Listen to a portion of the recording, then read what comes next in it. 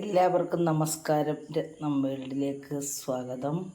ഇന്ന് ഞാൻ വന്നിരിക്കുന്നത് ഒരു കുറച്ച് എനിക്ക് 2-3 ഞണ്ട് കിട്ടിയായിരുന്നു.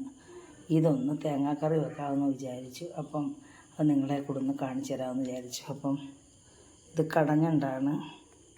ഇത് ഞാൻ തേങ്ങാക്കറി വെക്കാൻ പോവുകയാണ്. അതിനായിട്ട് എടുത്തിരിക്കുന്നത് 3 കടഞ്ഞണ്ടാണ്. ഇത് പിന്നെ ഒരു 1/4 മുറി തേങ്ങ, പിന്നെ ഇഞ്ചി വെളുത്തുള്ളി പേസ്റ്റ്, പിന്നെ ഒരു മീഡിയം പരുവത്തിലുള്ള സവാള, ഒരു തക്കാളി, ഇപ്പോൾ തേങ്ങാക്കറി ആയതുകൊണ്ട് ഒരു 3-4-5 പച്ചമുളകും എടുത്തിട്ടുണ്ട്. അപ്പോൾ അതിനായിട്ട് അതിന് ചേർക്കാൻ മുളക് പൊടി, മല്ലിപ്പൊടി, പെരുംജീരകപ്പൊടി, കുരുമുളക് പൊടി, ഇത്രയും നമ്മൾ മഞ്ഞൾപ്പൊടി ഇത്രയും ചേർക്കുന്നുണ്ട്. അപ്പം ഞാനിത് കറി വെക്കുന്നത് സാധാരണ എല്ലാവരും പറയും ഇതിനകത്ത് വെള്ളമാണ്. നമ്മൾ കറിയുടെ അരപ്പ് തയ്യാറാക്കി വെച്ചതിന് ശേഷം ഇത് പൊട്ടിച്ചൊഴിക്കാമെന്നൊക്കെ പണ്ടൊക്കെ എല്ലാവരും പറയുന്നത് കേട്ടിട്ടുണ്ട്. അതുകൊണ്ട് ഞാൻ ചെയ്യുന്നത് എങ്ങനെയാണെന്ന് വെച്ചാൽ വെള്ളം പൊട്ടിപ്പോകാതിരിക്കാൻ വേണ്ടി ഞാനിത് വെള്ളത്തിലിട്ട് ഉപ്പും മഞ്ഞൾപ്പൊടി ഇട്ട് വേവിച്ചെടുക്കും. അപ്പോൾ നമ്മുടെ വെള്ളം പൊട്ടിപ്പോകത്തുമില്ല. ഇതിൻ്റെ പുറത്തൊക്കെ ഷെല്ലല്ലയോ, അപ്പോൾ ഈ ഷെല്ലിനകത്തുള്ള അഴുക്കുമൊക്കെ പോകും, നമുക്കൊരു സമാധാനവും കിട്ടും. അപ്പോൾ അങ്ങനെ ഞാനിത് വേവിച്ചാണ് എടുക്കുന്നത്. വേറെ പാത്രത്തിൽ വെച്ച് സെപ്പറേറ്റ് ഉപ്പും മഞ്ഞൾപ്പൊടി ഇട്ട് വേവിച്ചെടുക്കും. ഞാനിതിപ്പം ഇത് അങ്ങനെ ഒന്ന് വേവിച്ചെടുക്കാൻ പോകണം. ഉപ്പും മഞ്ഞൾപ്പൊടി ഇട്ട് നമുക്ക് ഈ പിന്നെ ഞണ്ട് ഒന്ന് വേവിച്ചെടുക്കാം. അപ്പം ഞാനിതിൽ ചേർക്കാനായിട്ട് ഒരു കഷ്ണം പുളിയും എടുത്തിട്ടുണ്ട് കേട്ടോ. കാരണം തേങ്ങ അരച്ചല്ലേ നമ്മൾ കറി വെക്കുന്നത്, അപ്പോൾ ഒരു ശകലം പുളിയും കൂടെ ചേർക്കാമെന്ന് വിചാരിച്ചു. പിന്നെ നമ്മൾ 3 ക്രാവേ എടുത്തിട്ടുള്ളൂ. അപ്പോൾ അതനുസരിച്ചുള്ള ചേരുവകളാണ് ഞാൻ ഈ എടുത്തിട്ടുള്ളത്. നമ്മൾ എത്രത്തോളം ക്രാവുണ്ട് അതനുസരിച്ച് നമ്മൾ ഈ അളവ് അനുസരിച്ച് നമുക്കുള്ള ക്രാവിൻ്റെ അളവനുസരിച്ച് നമുക്ക് അളവ് ചേർക്കാം. അപ്പോൾ ഞാൻ 3 ക്രാവിനുള്ള ചേരുവകളാണ് എടുത്തിരിക്കുന്നത്. അത് പ്രത്യേകം ശ്രദ്ധിക്കണം. അപ്പം നമുക്ക് അടുത്തത് വെന്തു. അതിൽ ഞാൻ ചെറിയ കാലെല്ലാം എടുത്ത് കളഞ്ഞ് കട്ട് ചെയ്ത് വെച്ചിട്ടുണ്ട്. നേരത്തെ ഞാനിത് പിന്നെ പ്രിപ്പയർ ചെയ്ത്, അതായത് ഇത് പിന്നെ കണ്ടിച്ചെടുക്കുന്നതും എൻ്റെ അടുക്ക് മാറ്റുന്നതും ഒക്കെ ഞാൻ ആ വീഡിയോയ്ക്കകത്തുണ്ട്. അതുകൊണ്ട് ഞാനിത് ആ വീഡിയോ എടുക്കാം. കഴിഞ്ഞപ്പോൾ ഞാനിത് 3 എണ്ണം ഉള്ളതുകൊണ്ട് 4ആയിട്ട് കട്ട് ചെയ്ത് അതിൻ്റെ പിന്നെ മാംസം, പിന്നെ ചെറിയ കാലൊന്നും എടുത്തിട്ടില്ല. അപ്പം നമുക്ക് വീഡിയോയിലേക്ക് കറി തയ്യാറാക്കാം.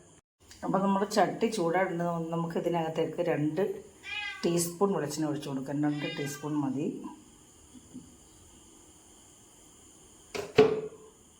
അപ്പോൾ നമ്മുടെ വെളിച്ചെണ്ണ ചൂടാണ്ട് നമുക്ക് ഇതിലേക്ക് കടുക് ഇട്ട് കൊടുക്കാം.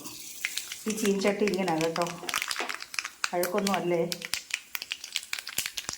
കടുക് പൊട്ടിട്ടുണ്ട്. ഇതിലേക്ക് നമുക്ക് ഇഞ്ചി വെളുത്തുള്ളി പേസ്റ്റ് കൊടുക്കാം. പേസ്റ്റല്ല, ഇഞ്ചി വെളുത്തുള്ളി ചതച്ചതാണ്. ഇതിലേക്ക് തന്നെ നമുക്ക് സവാള ഇട്ട് കൊടുക്കാം. മൂത്തിട്ടുണ്ട്. സവാള ഇട്ടൊന്ന് മൂക്കട്ടെ. പച്ചമുളക് കൊടുക്കുകയാണ്. ഇപ്പോൾ ഇതൊന്ന് മൂക്കത്ത് കിടക്കണം. ഇതിലേക്ക് ഒരു ലേശം സവാള ഒന്ന് മൂക്കാൻ വേണ്ടി നമുക്ക് ഇങ്ങോട്ട് ലേശം ഉപ്പിട്ട് കൊടുക്കാം. 1/4 ടീസ്പൂൺ ഉപ്പാണ് ഇടുന്നത്.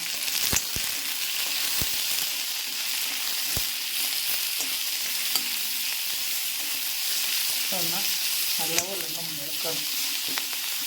മൂത്ത് വേവണം. ഞാൻ എപ്പോഴും പറയുന്നത് ഫ്രൈ ആവണ്ട, ക്രിസ്പി ആവണ്ട, മൂത്ത് വേവണം. ഇങ്ങനെ മൂത്ത് വെന്ത് കിടക്കണം. എന്നാലാണ് അതിൻ്റെ ടേസ്റ്റ്. നമ്മൾ തേങ്ങ അരച്ച് കറി വെക്കുന്നതാണ്. അപ്പോൾ അതൊന്ന് നന്നായിട്ട് മൂക്കട്ടെ. ഇതിപ്പോൾ ഞാൻ ഹൈ ഫ്ലെയിമിലിട്ട് ഇപ്പോൾ ഞാൻ ലോ ഫ്ലെയിമിലാക്കും, മീഡിയം പരുവത്തിലാക്കും. അപ്പോൾ ഇതൊന്ന് മൂത്ത് വരട്ടെ. ഒരു തണ്ട് കറിവേപ്പിലയും കൊടുക്കും. അപ്പോൾ ഇത് മൂക്കട്ടെ. ഈ സമയത്ത് നമുക്ക് അരപ്പ് റെഡിയാക്കാം. നമ്മളിതിലേക്ക് 1 ടീസ്പൂൺ മുളക് പൊടി, 1/2 ടീസ്പൂൺ മല്ലിപ്പൊടി, 1/4 ടീസ്പൂൺ മഞ്ഞൾപ്പൊടി, ഒരു 1/4 ടീസ്പൂൺ പെരുംജീരക പൊടി, ഇത്രയും കൂടെ നമുക്കൊന്ന് അരച്ചുകൊണ്ട് വരാം. അപ്പോൾ നമ്മുടെ സവാളയും പച്ചമുളകും ഇഞ്ചി വെളുത്തുള്ളി പേസ്റ്റ് എല്ലാം നന്നായിട്ട് മൂത്ത് വന്നിട്ടുണ്ട്. ഇതിലേക്ക് നമുക്കൊരു 1/4 ടീസ്പൂൺ കുരുമുളക് പൊടി ഇട്ട് കൊടുത്തു. അതിനുശേഷം നമുക്ക് തക്കാളിയും കൂടി ഇട്ടൊന്ന് വഴറ്റാം.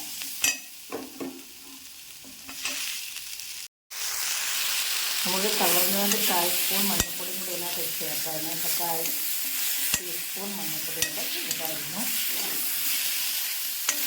നമ്മുടെ തക്കാളി അങ്ങ് ഉടനെ തോന്നണ്ട, ഇതിനകത്തൊന്ന് കിടക്കണം. തക്കാളിയായിട്ടൊന്ന് കിടക്കണം. അപ്പോൾ നമ്മുടെ സവാള നന്നായിട്ട് വഴന്ന് വെന്തിട്ടുണ്ട്. നമുക്ക് ഇതിലേക്ക് നമുക്ക് അരച്ച് വെച്ചിരിക്കുന്ന അരപ്പ് അങ്ങ് ഇട്ട് കൊടുക്കാം. ഞാൻ സ്റ്റൗ ഹൈ ഫ്ലെയിമിൽ ഇട്ടിരിക്കുകയാണ്.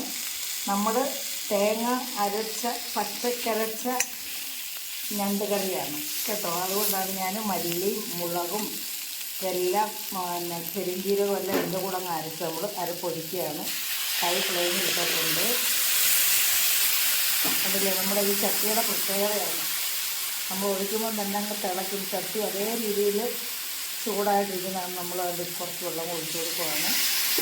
വേണമെങ്കിൽ ചൂടുവെള്ളം ഒഴിച്ചു കൊടുക്കുക. അപ്പോൾ ഇതിനകത്ത് നമ്മൾ ചൂടുവെള്ളം ഒഴിക്കേണ്ട കാര്യമില്ല. കണ്ടില്ലേ, നല്ലപോലെ പെട്ടെന്ന് തിളച്ച് നമ്മൾ നമ്മുടെ അരപ്പിട്ട് കൊടുത്തു.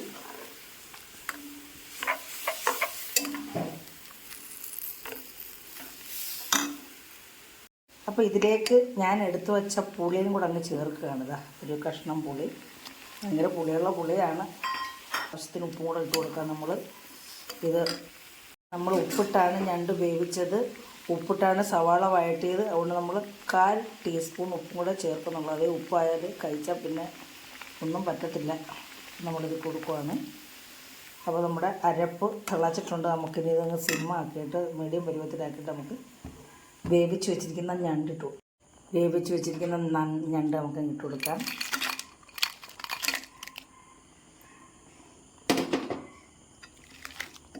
ഇളക്കി കൂട്ടി ഇത് ഓൾറെഡി നമ്മുടെ ഞണ്ട് വെന്തതാണ്. ഇനി ഇതൊന്ന് തിളച്ച് ഈ അരപ്പൊക്കെ ഇതിനകത്തൊന്ന് പിടിച്ചാൽ മാത്രം മതി. അപ്പോൾ നമുക്കിനി ഹൈ ഫ്ലെയിമിൽ ഒന്നുകൂടി ഇട്ടൊന്ന് തിളപ്പിക്കാം.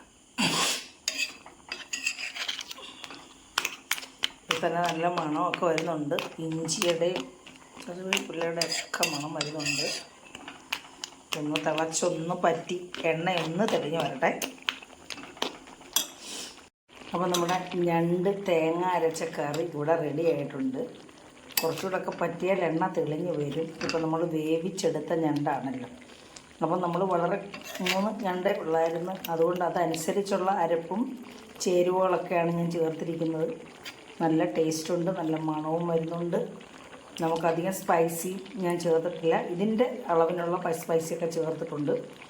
അപ്പോൾ എല്ലാവർക്കും ഇഷ്ടപ്പെട്ടുവാണെന്ന് വിശ്വസിക്കുന്നു. ഇഷ്ടപ്പെട്ടുണ്ടെങ്കിൽ ആദ്യം ഒന്ന് ലൈക്ക് ചെയ്യുക, കമൻറ്റ് ചെയ്യുക, നിങ്ങളുടെ അഭിപ്രായങ്ങൾ കമൻറ്റ് ബോക്സിൽ രേഖപ്പെടുത്തുക. ബന്ധുക്കൾക്കും സുഹൃത്തുക്കൾക്കും ഒന്ന് ഷെയർ ചെയ്യുകയും സബ്സ്ക്രൈബ് ചെയ്യാത്തവരും സബ്സ്ക്രൈബ് ചെയ്യുക, സഹായിക്കണം. അടുത്ത ഒരു നല്ല വീഡിയോ ആയിട്ട് വരുന്നവരെയും എല്ലാവർക്കും എൻ്റെ നന്ദി, നമസ്കാരം.